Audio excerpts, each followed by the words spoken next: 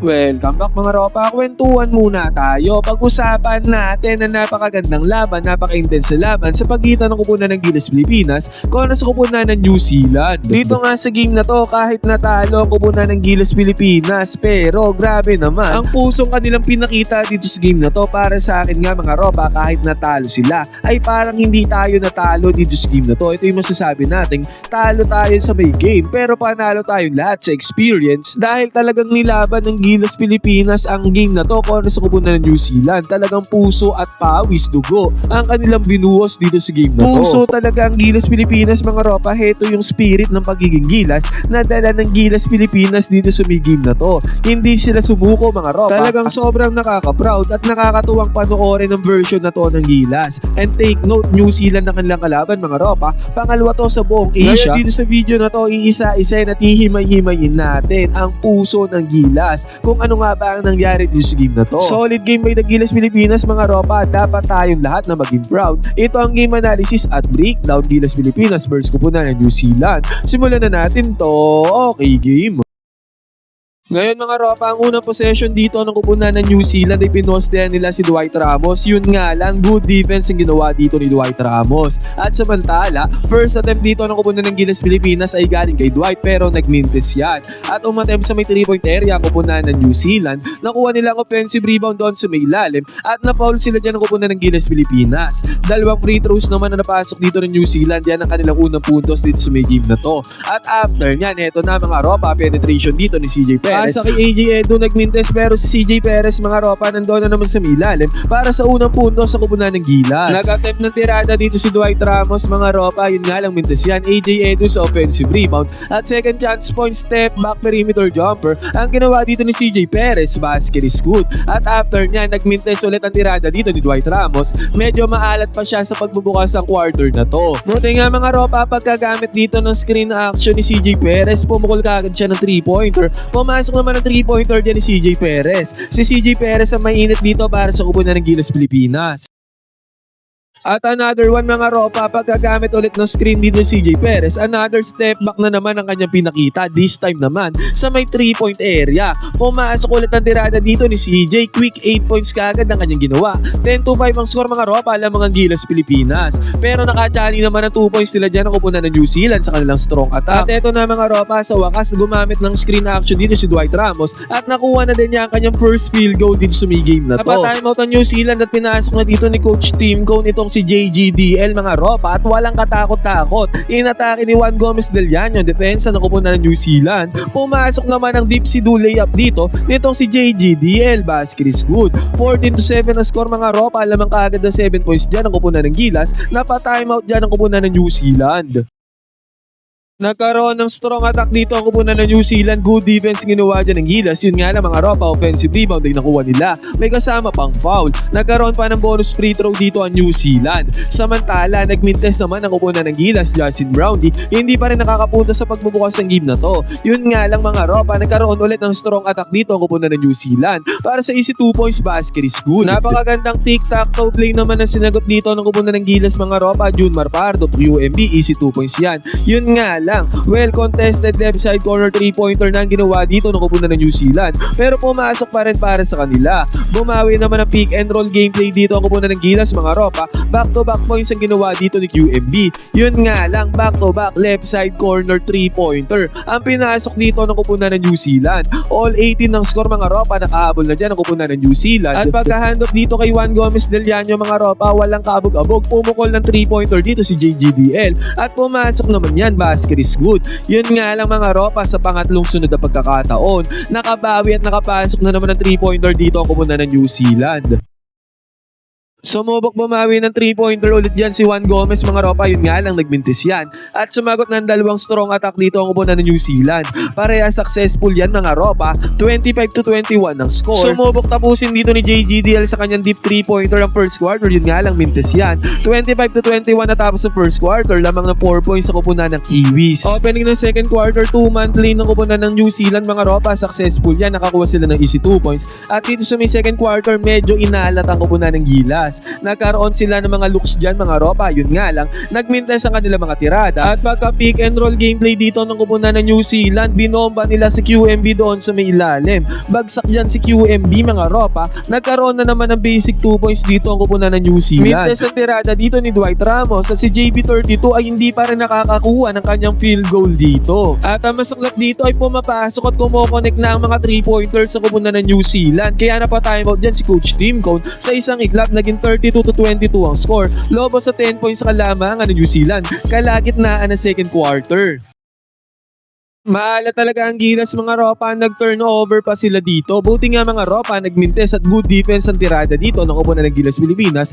Yun nga lang mga ropa, another turnover na naman ang kanilang kinumit. At sa pagkakataon na to mga ropa, napakagandang depensa, block ang ginawa dito ni AJ Edu sa tirada ng kupunan ng New Zealand at eventually nagkaroon ng stop dyan ng kupunan ng Gilas. At eto na mga ropa, sa wakas Carl Tamayo, sinayos up lang ang depensa dito sa may 3-point area. Ganito yung ginagawa niya sa Changwon sa team niya sa kupunan ng Korea mga ropa. Pumasok ang tirada dito ni Carl Tamayo para basagin ang katahimikan ng kupunan ng Gilas. At sa kabilang banda, nagmintes ang tirada ng kupunan ng New Zealand sa may 3-point area. Yun nga lang, mintes din ang sinagot dyan ni Dwight Ramos. At good defense ang ginawa ni Carl Tamayo doon sa may lalim. Pass break na sana para sa kupunan ng Gilas mga ropa, sayang lang. Hindi sila nakapag-convert ng puntos dyan. At sila ang napuntosan dito ng kupunan ng New Zealand sa may fast break. At eto mga ropa, nakakuha ng steal dito si CJ Perez at nakapagpundar na naman ang puntos dito si CJ sa may fast break. At nag-turnover nga lang dito si Dwight Ramos mga ropa, at dito pa sa transition ng kupunan ng New Zealand, pumasok pa ang kanilang 3-pointer. Kaya lumobo ulit si 10 puntos ang hawak nilang kalamangan. Gatake naman dito ni Saint Dwight, na foul siya dito mga ropa, nagkaroon siya ng 2 free throws, pumasok ang una, yung pangalawa mga ropa, na outside yung bola at napunta sa Gilas ang bola. At sa inbounds play mga ropa, Calvin Optana, nakuha ang kanyang first 3-pointer, first field goal dito, basket is good. Nagkaroon ng run ng Gilas mga ropa, si AJ Edu pa ay binomba ang depensa ng kupunan ng New Zealand dito sa may transition, nakapagpundar siya dyan ng easy 2 points. Nagmintes ang kupunan ng New Zealand mga ropa, at dito nagmintes si AJ Edu sa may 3-point area, pero nakuha ni Dwight Ramos pabalik yung bola at nakapag-convert pa siya dyan ng perimeter jumper, basket is good para kay Dwight Ramos. All 37 ang score mga ropa, sinubukang umiscore ng kupunan ng New Zealand bago matapos sa second quarter, yun nga lang di na sila nakapuntos. All 37 na tapos sa second quarter, nakahabol ang kupunan ng Gilas Pilipinas.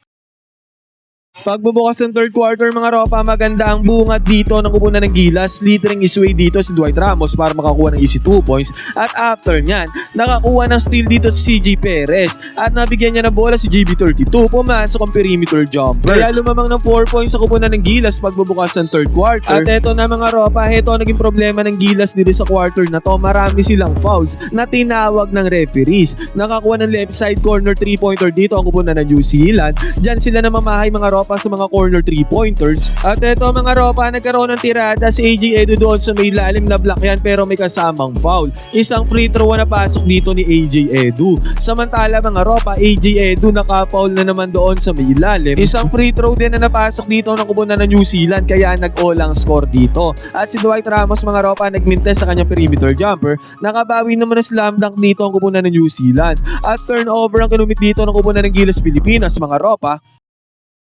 At si JB32 mga ropa ay nagmintes pa dito sa kanyang tirada. Hindi nga magandang quarter to para sa Gilas mga ropa, tong third quarter na to. Nakakuha ng block dito si Justin Brownlee mga ropa, yun nga lang again, wala na namang kinapuntahan ang possession na to ng kupunan ng Gilas Pilipinas. Nagmintes din ang kupunan ng New Zealand sa kanilang 3-pointer. Open 3-pointer para kay Dwight mga ropa, yun nga lang nagmintes yan. Nag-turnover dito ang kupunan ng New Zealand. At sa atake nila mga ropa, heto na naman, na-foul na naman sila doon sa may lalim. Sila ng free throw dito mga ropa, at yung pangalawang free throw dito ay nakuha ulit nila. Na-foul na naman dito ang kupunan ng New Zealand. Dalawang free throws na naman ang ginawa dito ng kupunan ng New Zealand mga ropa, buti na lamang parehas nagmintis yan. At si CJ Perez mga ropa ay nakabuslo dito ng isang free throw. At samantala again mga ropa, na-foul na naman ang kupunan ng Gilas sa kupunan ng New Zealand doon sa may ilalim. Ang masaklap dito ay napasok ng kupunan ng New Zealand ang dalawang free throws na kanilang ginawa.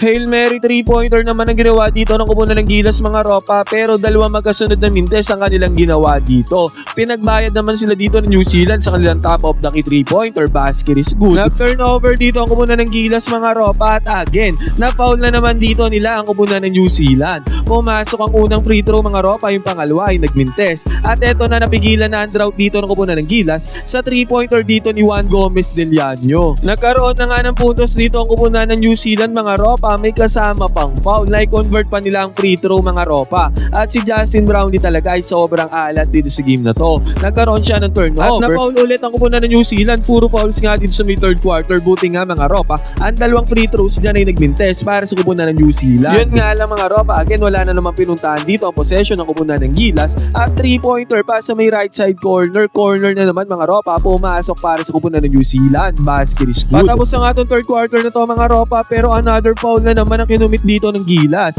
Galit na nga dyan yung mga fans mga ropa, nagsisigawan na sila. Nakapag-convert ng isang free throw dito ang kupunan ng New Zealand. 57-46 ang score mga ropa natapos ng third quarter. 11 points ang kalamangan dito ng kupunan ng New Zealand.